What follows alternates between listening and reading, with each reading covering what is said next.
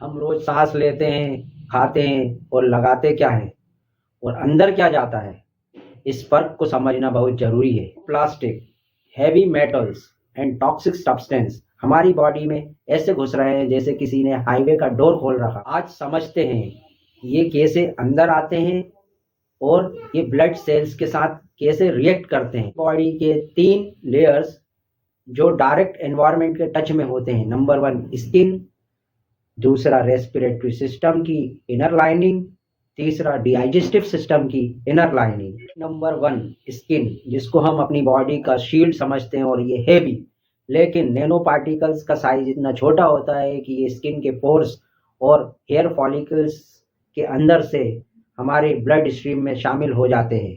Cosmetics, creams, सन screens, polluted water सब एक channel बन जाते हैं ब्लड स्ट्रीम्स तक पहुंचने के लिए।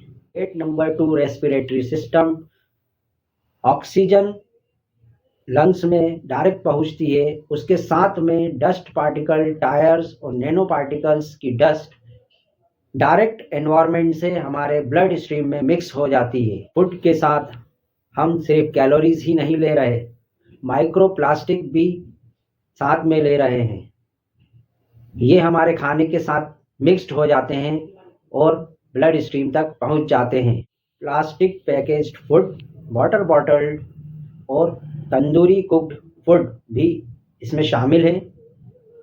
इनमें नैनो पार्टिकल्स इंटेस्टाइन विलाई से एब्जॉर्ब होकर डायरेक्ट ब्लड स्ट्रीम में पहुंचते हैं, जो हमारे शरीर को भारी नुकसान पहुंचा सकते हैं। हैवी मेटल्स तो मिनरल्स का रूप धारण कर हमारी बॉडी को कंफ्यूज कर देते हैं और बॉडी के अंदर एंटर हो जाते हैं, जैसे लेड जो है कैल्शियम का रूप लेकर अंदर घुस जाता है। ये माइक्रो पार्टिकल्स ब्लड स्ट्रीम्स में पहुंचकर हमारी सेल मेम्ब्रेन, प्रोटीन और डीएनए को डैमेज करते हैं, जिससे क्रॉनिक इन्फ्लेमेशन, एजिंग और सेल इंजरी बढ़ती है। इम्यून सिस्टम के सेल इनको एनिमी समझकर साइटोकाइंस रिलीज करते हैं, जो कि एक मार्कर होता है हमारे क्रॉनिक इन्फ्लेमेशन का।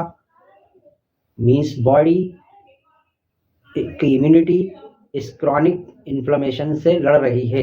इन माइक्रोप्लास्टिक पार्टिकल्स से हमारी बॉडी का हार्मोनल डिस्टर्बेंस शुरू हो जाता है, जिससे कि हमारी ग्लैंडुलर एक्टिविटीज बढ़ जाती है और थायराइड मेटाबॉलिज्म, बॉडी का मेटाबॉलिज्म और इक्विलिब्रियम सब गड़बड़ा जाता है।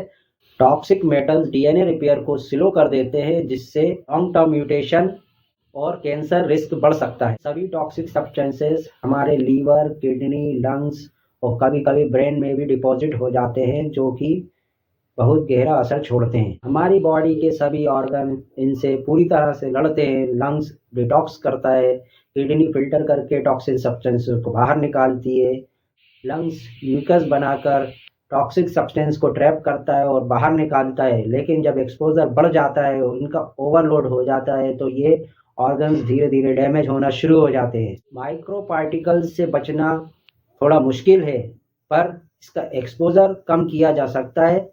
क्लीन वाटर, क्लीन फूड और एयर क्वालिटी को बढ़ाकर हम इससे बच सकते हैं। जितना कम टॉक्सिन आएगा बॉडी को, उतनी ही कम एनर्जी वेस्ट करना पड़ेगी इसे बाहर निकालने में।